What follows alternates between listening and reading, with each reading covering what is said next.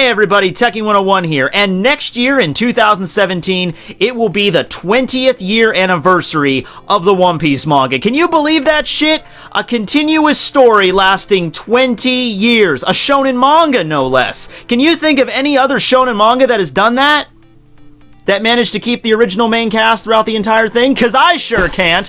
Now look, I've decided to think about this a little bit on exactly how One Piece got this popular. Why did it get as successful as it did? There's a few other people that made videos about this in the past. I think Digibro made one, but I'm going to give you my take on it. And the conclusion that I came to, like most things in life, it's not a simple answer. Just like I can't just point to one thing. There's a few things that I want to discuss here. But before we get into it, I want to stress that this is not merely, me going through a bunch of the popular sales of the tankobons or anything like that, giving you straight up numbers. That's more of the quantitative aspect. I'm looking at more of the qualitative one, looking at why One Piece is so popular, why people keep reading it, why it's lasted 20 years, rather than just the straight up numbers, which just reflects that popularity. So the first thing I feel I should explain to you is exactly how critical those first few months running a manga in Shonen Jump really are. We've seen time and time again, all the different manga, all the different ones that last only a few weeks in Shonen Jump, they do not fuck around with this. If a series does not perform up to their expectations, they will can it after only a few chapters with no regret. They'll get another series in there just as quickly as that. It's a very popular magazine in Japan. I'm sure there's a lot of manga artists that are just clamoring to try to get an entry in Weekly Shonen Jump. Now, it's important to mention that just because a series is canceled or discontinued in Shonen Jump does not mean that the series is necessarily bad. It just means it didn't live up to their standard. But regardless, it's extremely important to know that the way you set up your series, the way that you introduce your characters in the world to an audience really is going to mean a lot later down the line. Even if Oda didn't completely understand or didn't, know where his series was going to go. Obviously, when Oda began writing One Piece back in like 1995 or 1996 when it was first published, he wasn't sitting around thinking that this was going to be the next big hit. He just wanted to probably write something that was going to be enjoyed by a lot of people and something that he wanted to write about. Following in the footsteps of one of his inspirations was Akira Toriyama from Dragon Ball. So, obviously, he didn't know what was going to happen later down the road, but the way he introduced the world of One Piece is probably one of the reasons why it stands as one of the most popular manga that is still running in Weekly Shonen Jump.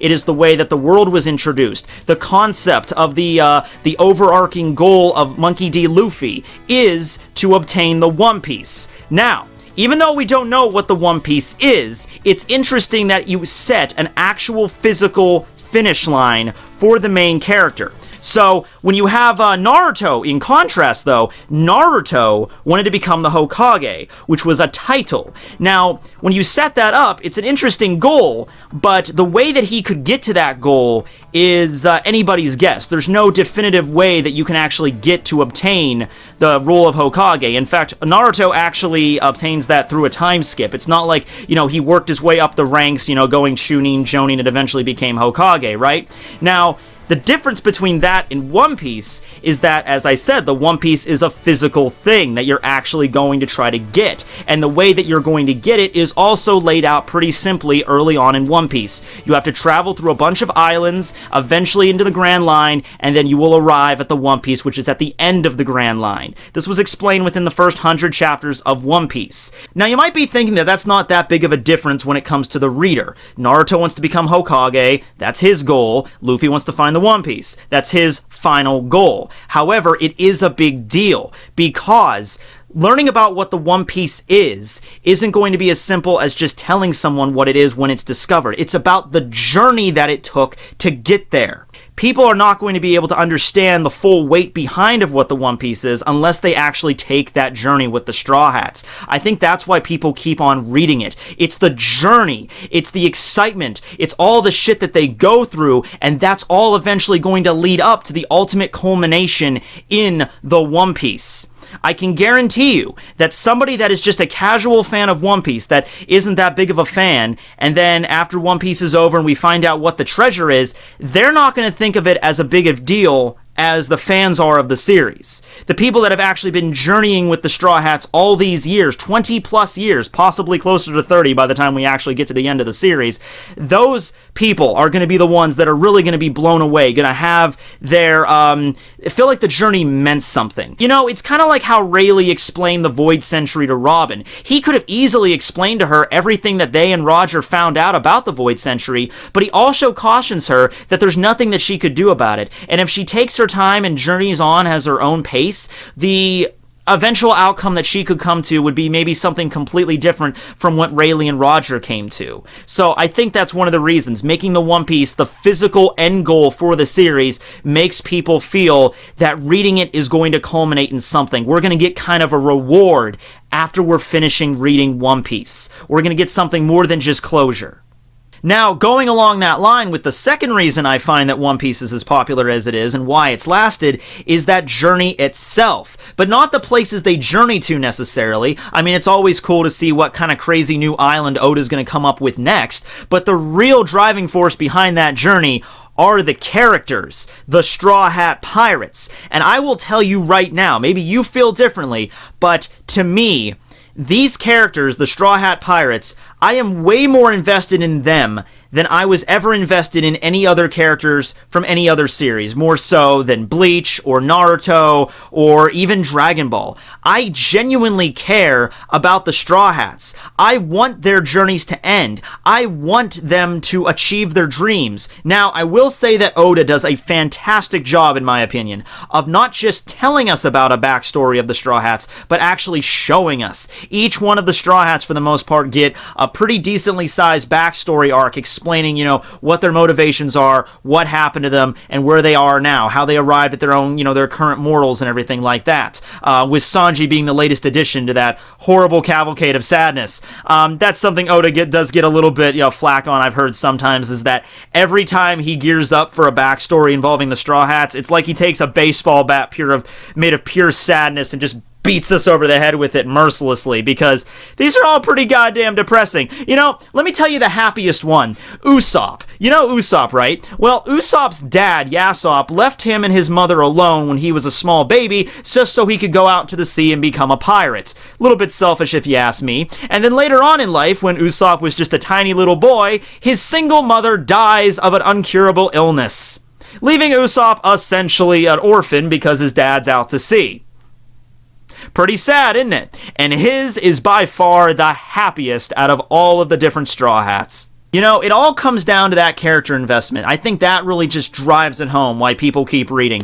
I want Robin to discover the Rio Poneglyphs and what the Void Century is all about, because I feel sorry for her and all the shit that she went to. I want her to avenge her mother and her homeland. I want Brook to find Laboon because he suffered so much on a ship for 50 years. The kind of sadness and loneliness that we can't even fucking fathom.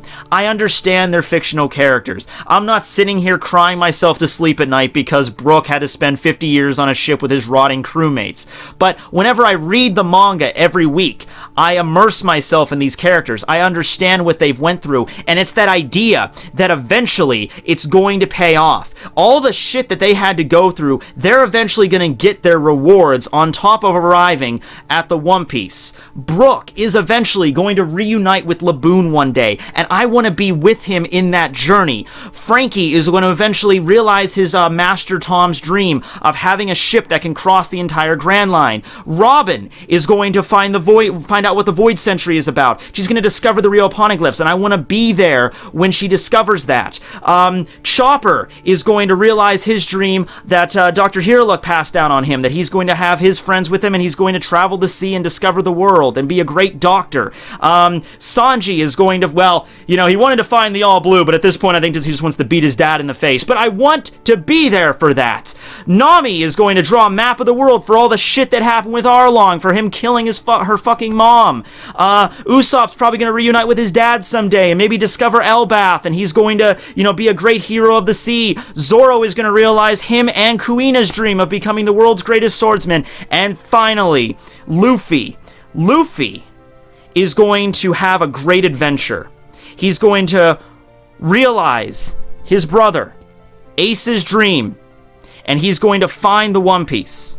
But it's not just going to be the One Piece that's going to get Luffy, you know, the closure he needs. It's going to be the journey. It's going to be having his friends with him along that journey. So, those are the reasons One Piece is successful. That's the reason why it's lasted. A strong world, no pun intended, a strong world building aspect.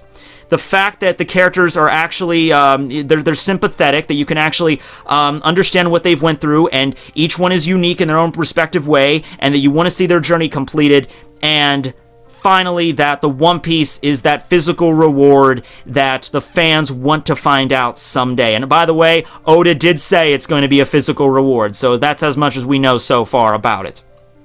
So, I hope you enjoyed this video. I hope you like, comment, and subscribe to my channel if you would be so kind. Thank you guys for watching. Got really passionate about this, and don't worry, the Yonko series will continue shortly. We're going to pick up with Whitebeard, but this was on my mind today, so I wanted to talk about this. Hope you guys enjoyed. This will be Tekking101, signing out.